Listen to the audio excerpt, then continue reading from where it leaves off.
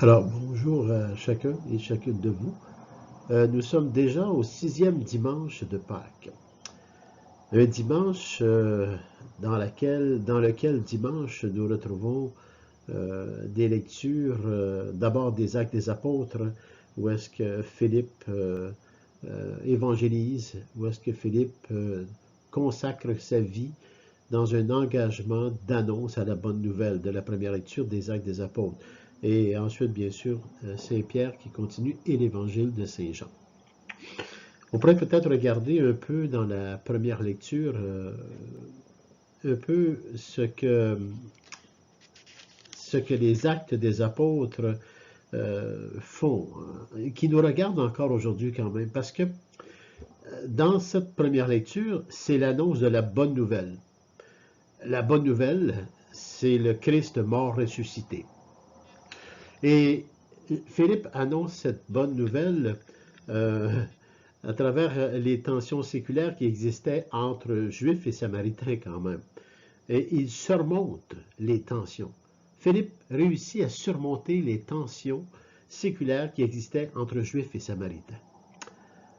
Bon, je ne veux pas vous expliquer tout cela, je ne fais que quelques instants de commentaires, mais quand même, c'est quelque chose d'intéressant. L'Esprit Saint reçu, il ne faut pas oublier, l'Esprit Saint reçu par l'imposition des mains réalise l'unité de l'Église. Une Église naissante, déjà empreinte de diversité. Déjà, dans les Actes des Apôtres, on peut s'apercevoir, lorsqu'on a nommé les diacres Étienne, et aujourd'hui Philippe, qui poursuit les mêmes pas qu'Étienne, d'évangéliser, donner une bonne nouvelle suite au drame qui est arrivé avec Étienne. Tous les diacres se sont un peu répartis un peu partout suite à ces grandes tensions qui existaient. Et voilà que Philippe se met à évangéliser, à annoncer la bonne nouvelle dans les villes de Samarie. Bon, dont je viens de vous dire au tout début, qu'il y avait des tensions entre Juifs et Samaritains qui dataient depuis très longtemps. Alors, cette première lecture nous démontre l'Esprit Saint agissant en Philippe et qui lui donne les mots et qui est capable de raisonner sa foi, son espérance et tout l'amour de Dieu sur chacun et chacune de nous. Une Église aussi qu'il ne faut pas oublier qui grandit et dans la diversité des pensées, dans la diversité des dons et charismes, dans la diversité totale, parce que chaque être humain est unique. Et on parle ici d'un travail immense par l'Esprit Saint qui réussit à unifier toute cette diversité. Et ça, c'est l'Église, c'est le rôle de l'Église. Le rôle de l'Église, par la puissance du Saint-Esprit, d'unifier la diversité. Alors ça, c'est dans la première lecture que nous voyons ça dans les Actes des Apôtres. La deuxième lecture, bien sûr, c'est la première lettre de Saint-Pierre apôtre. Alors, Saint-Pierre nous dit, soyez prêts à tout moment à présenter une défense devant quiconque vous demande de rendre raison de l'espérance qui est en vous. C'est quand même pas n'importe quoi dans cette deuxième lecture. Saint-Pierre nous avise que laissez-vous habiter par l'Esprit Saint. La foi est une vertu théologale, est une vertu de Dieu. Avoir foi en Dieu. Je me sais aimer de mon Père. Je me sais aimer de Dieu. L'espérance, c'est de croire que par l'Esprit Saint, nous arriverons à unifier la diversité et plus encore, nous allons entrer dans cette vie éternelle et cette résurrection, la résurrection propre de nos propres corps à chacun et à chacune de nous. Et c'est tout dans la foi. Alors, vous voyez, c'est pour ça que Pierre dit aussi que c'est une question de foi. Lorsqu'il dit dans les premiers débuts de sa lecture, « Bien-aimés, honorez dans vos cœurs la sainteté du Seigneur le Christ. Soyez prêts à tout moment à présenter une défense devant quiconque vous demande de rendre raison de l'espérance qui est en vous. » une espérance qui est en vous. Et pour que cette espérance soit en nous, nous avons besoin de la puissance du Saint-Esprit. Et Jésus disait à ses disciples dans l'évangile de Saint Jean d'aujourd'hui, « Si vous m'aimez, vous garderez mes commandements. Moi, je prierai le Père, il vous donnera un autre défenseur. » Déjà, il annonce la puissance du Saint-Esprit que nous allons recevoir après l'ascension, lorsque le Seigneur monte à la droite du Père dans notre profession de foi. Alors, regardons un peu, lorsqu'on regarde tout l'ensemble, et c'est beaucoup tout l'ensemble, tout ce que le Christ nous a enseigné, tout ce que le Christ nous a révélé, c'est un ensemble d'amour. Mais lorsqu'on regarde tout cet ensemble, il est possible de se servir de sa raison pour expliquer notre foi, notre espérance et notre amour. Pas à partir de notre propre vie intellectuelle, mais à partir de l'Esprit Saint qui nous donne les mots que nous pouvons se servir à l'époque et au temps dans lequel nous vivons. Tout comme Philippe dans son temps à lui. Nous avons été créés pour le ciel. On n'a pas été créés pour rester sous terre. Nous avons été créés pour le ciel. Pendant les 40 jours qui séparent Pâques de l'ascension du Seigneur, l'Église, maintenant, nous invite à fixer nos yeux vers le ciel. Plusieurs saints, plusieurs saintes ont dit ça, même le bienheureux Carlo Acutis, lorsqu'il disait « Regardez vers le haut ». Parce que notre patrie définitive, le bienheureux Carlo Acutis disait « C'est Jérusalem ». Notre patrie définitive à laquelle le Seigneur nous appelle, c'est vraiment vers le haut. Nous allons vers le haut. Cette invitation devient plus pressante à l'approche du jour où Jésus monte à la droite de son Père, l'ascension qui s'en vient. Alors, vous voyez, les lectures que nous avons en ce dimanche nous préparent déjà à cette ascension du Seigneur pour recevoir l'Esprit Saint. Que nous avons, nous l'avons, cet Esprit Saint.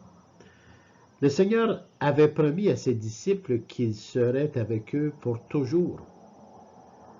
Alors, d'ici peu de temps, comme il disait, d'ici peu de temps, le monde ne me verra plus, mais vous me verrez. Comment on fait pour voir le Christ si on ne se laisse pas pénétrer par la puissance du Saint-Esprit? Comment on fait aussi pour connaître l'Esprit Saint? Savoir l'agissement de l'Esprit Saint. Personnellement, je ne connais pas autre chemin que la parole de Dieu, les sacrements, et tout doucement me laisser instruire par l'Esprit Saint à travers la parole de Dieu, la prière, l'adoration, les sacrements. C'est des choses qu'on répète depuis 2000 ans. Mais c'est comme ça que le peuple de Dieu grandit et que chaque personne humaine est capable de vivre dans l'unification des diversités avec la puissance du Saint-Esprit. Mais lorsqu'on parle de la puissance du Saint-Esprit, devons-nous aussi connaître qui est l'Esprit Saint. Et nous apprenons à le découvrir à travers le Christ.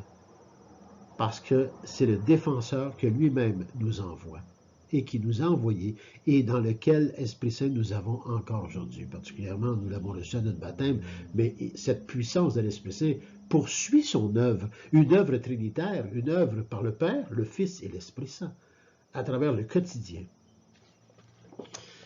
C'est une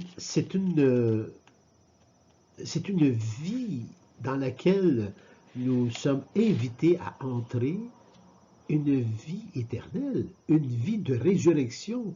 Et déjà, nous vivons des résurrections ici et maintenant, à chaque instant de notre vie, lorsqu'on se fait transformer par l'Esprit Saint, lorsqu'on reçoit l'Esprit Saint et qu'on se transformer par la conversion, se convertir à devenir un fils et une fille de Dieu. À partir de ce que je suis, je ne perds rien de ce que je suis.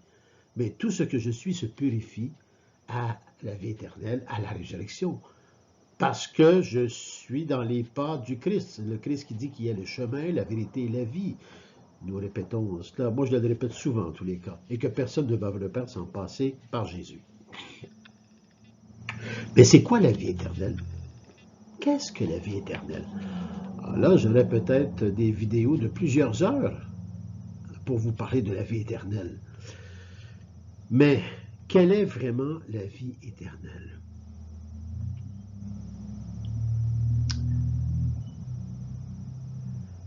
La vie éternelle, la résurrection, la compagnie des personnes, c'est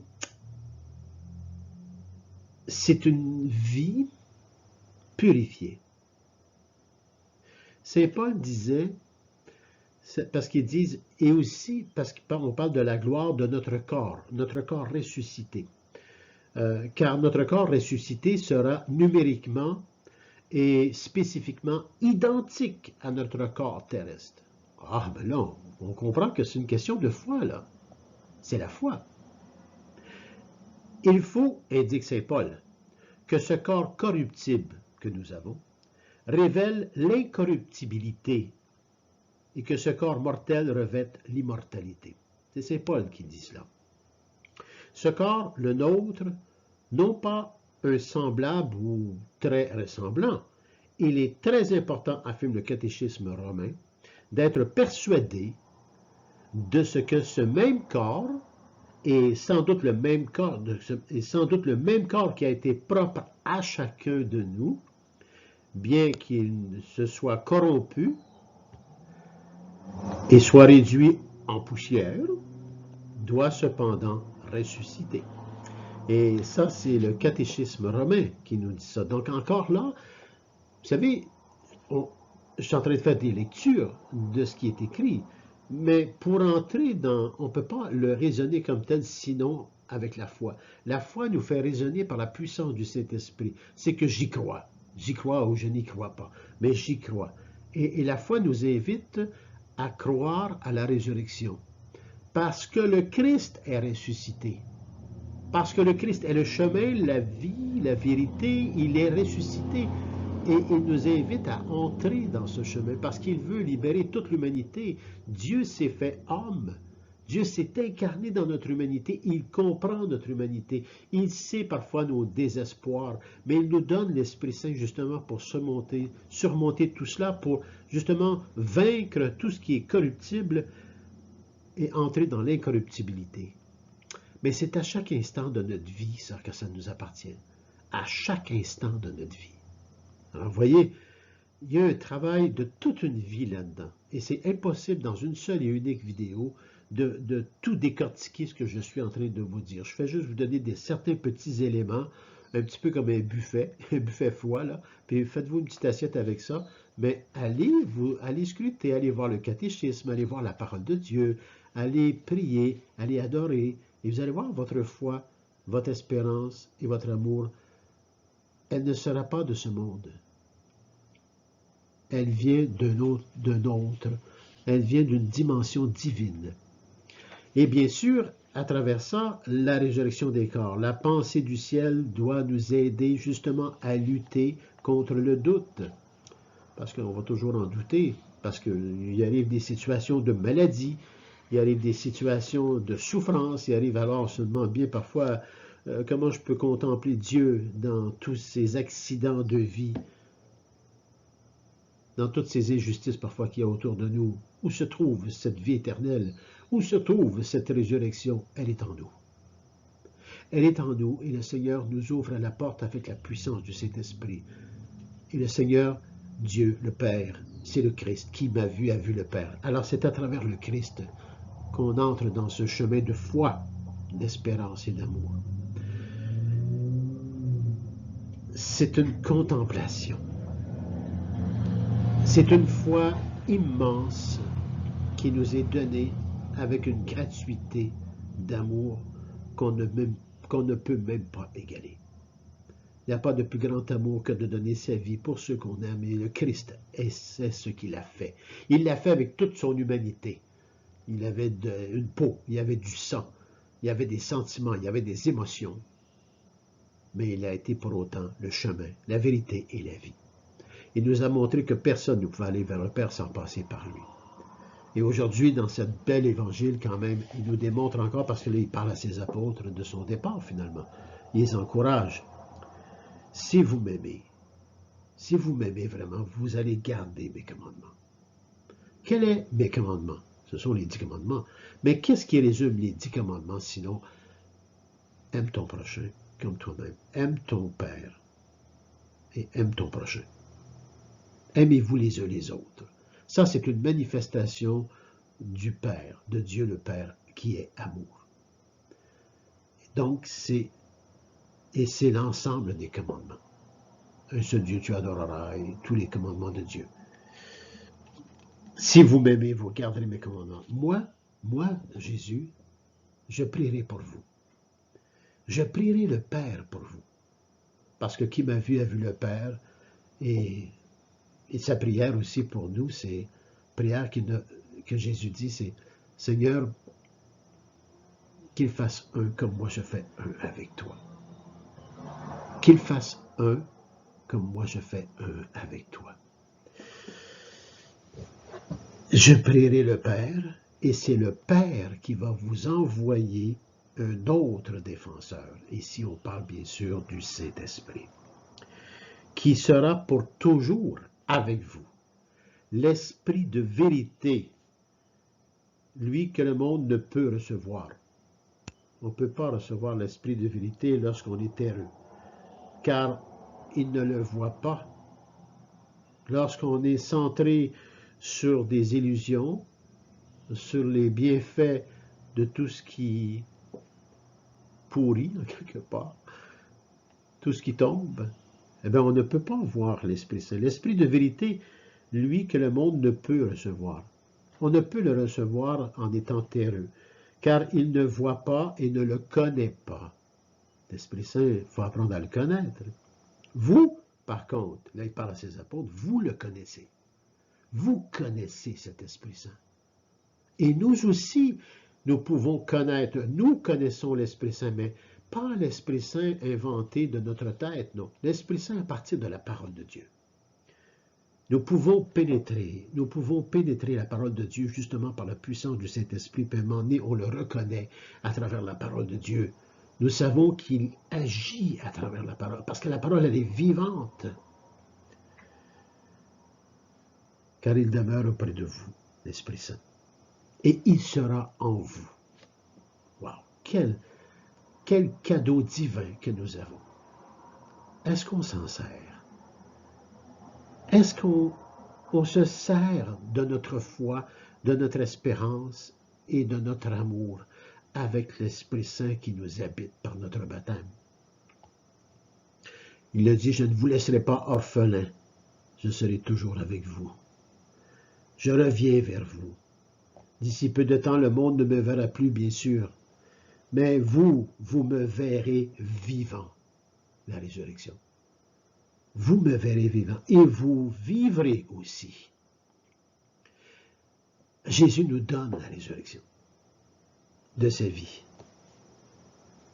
Et c'est là qu'on reconnaît, qu'ils ont reconnu, et c'est là qu'il leur dit, vous reconnaîtrez que je suis en mon Père, que je suis en mon Père, que vous êtes en moi et moi en vous. Tout ça par la puissance du défenseur, le Saint-Esprit que le Père a envoyé.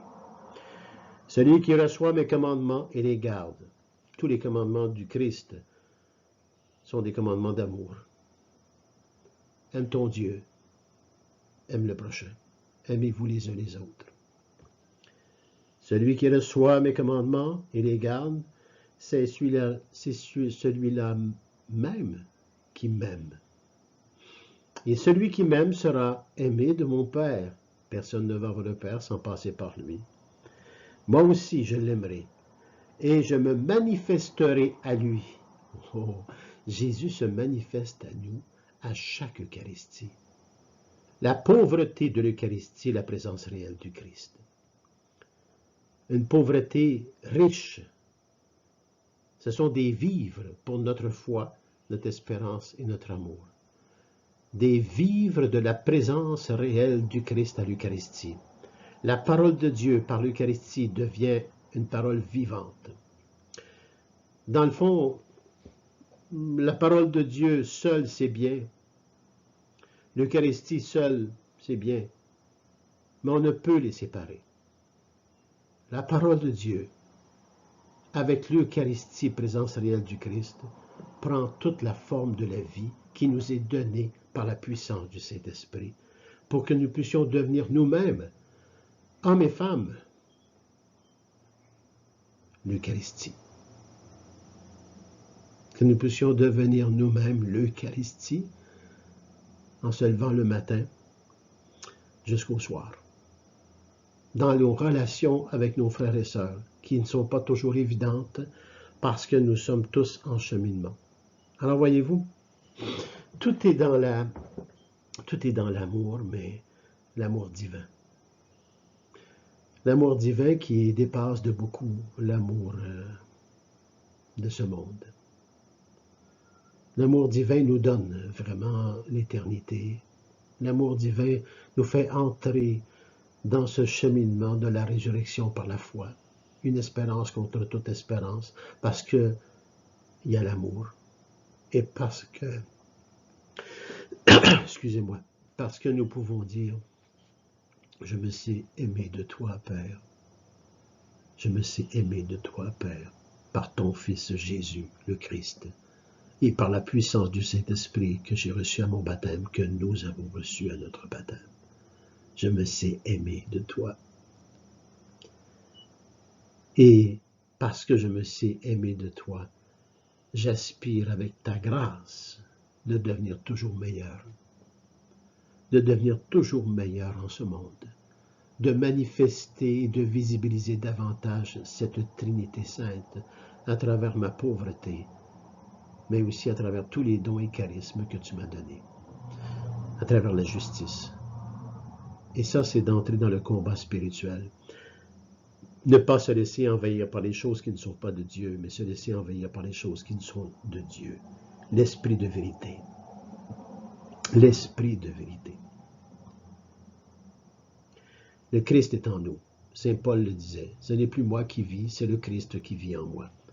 Saint Paul, un grand pécheur, qui est devenu un saint. Paul, Saul. Dans sa conversion, il s'est transformé et il est devenu un saint. Tous les saints et les saintes sont des pécheurs et des pécheresses qui se sont laissés aimer de Dieu et qui ont cru en cet amour par la foi. Et par cette foi à dire « je me sais aimer de Dieu », ils se sont laissés transformer par la grâce et avec humilité, parce qu'à chaque instant, le Seigneur Dieu Père qui les aime leur montre leur faiblesse, leur péché. Et à chaque fois que le Seigneur Dieu nous le montre, ça déchire le cœur de voir que nous sommes encore pécheurs et pécheresses. Ça déchire le cœur parce que nous voulons vivre de Dieu. Heureusement que Dieu, lui, nous aime. Et c'est ainsi qu'on peut encore continuer avec les béatitudes. Heureux ceux qui pleurent, ils seront consolés. Pourquoi? Parce que Dieu est amour, parce que Dieu est miséricorde, parce que Dieu est tendresse, parce que Dieu est bonté et qui nous demande d'être comme il est. Soyez parfaits comme votre Père Céleste est parfait, dit Jésus. Et Jésus nous a montré c'était quoi la perfection. C'était de vivre au quotidien dans la simplicité et dans la vérité. Nous avons, comme Philippe, à se préparer pour répondre à toutes les personnes qui nous entourent et qui posent des questions, répondre, être capable de répondre de notre foi, de notre espérance et de notre amour. Être capable d'y répondre non seulement avec des mots, mais aussi par notre attitude de vie. Une attitude intérieure qui est régie par l'Esprit Saint. Et lorsqu'on est plus faible, lorsqu'on devient, parfois on tombe parce qu'on est des pécheurs et des pécheresses, être capable de démontrer qu'on peut se relever. On peut se relever parce que Dieu nous aime et parce que l'Esprit Saint nous accompagne et parce que le Christ est en nous, avec l'Esprit Saint et le Père. C'est une unification, c'est la filialité dans cette Trinité que nous sommes invités à vivre. Moi, j'ai bien l'impression que j'ai du retard. Je serais des fois porté à dire comme Saint Augustin, bien tard, je t'ai connu, Père. Ça appartient à Saint Augustin, ces mots. Ça ne m'appartient pas à moi. Mais j'ai l'impression parfois de le vivre. Tard, j'ai connu vraiment le Père, le Fils et l'Esprit Saint. Tard, mais pas trop tard. Tard, mais pas trop tard, quand même. Alors, cette puissance d'amour qui nous habite et qui est tout autour de nous, nous indique le chemin, nous indique aussi cette transformation que nous avons. Une transformation par amour, parce qu'on se sait aimé. Bon, c'est à peu près ce que j'avais le goût de vous partager en ce 6e dimanche de Pâques, la résurrection du Christ, qui nous prépare très bien à l'ascension, bientôt, qui s'en vient, et à la Pentecôte, où est-ce que nous allons revivre le fait de recevoir l'Esprit Saint comme les apôtres. Et c'est l'Esprit Saint qui nous donne cette force d'unification dans la diversité. L'unité dans la diversité. Et ça demande beaucoup d'amour, beaucoup de miséricorde, beaucoup d'humilité, beaucoup de patience. Et on apprend cela au fil du temps. Mais nous savons que Dieu, le Père, le Fils et l'Esprit Saint, est dans notre vie et qu'il nous aime. Bon dimanche à chacun et à chacune de vous et bonne semaine et bonne réflexion. Poursuivez ces réflexions. Poursuivez, relisez les lectures d'aujourd'hui et relisez les lectures qui vont suivre dans le courant de la semaine. Vous allez voir, c'est tout attaché l'un dans l'autre. Préparez vos cœurs à vivre l'ascension et la Pentecôte. Bonne semaine à chacun et à chacune de vous et que le Seigneur vous bénisse, le Père, le Fils et l'Esprit Saint.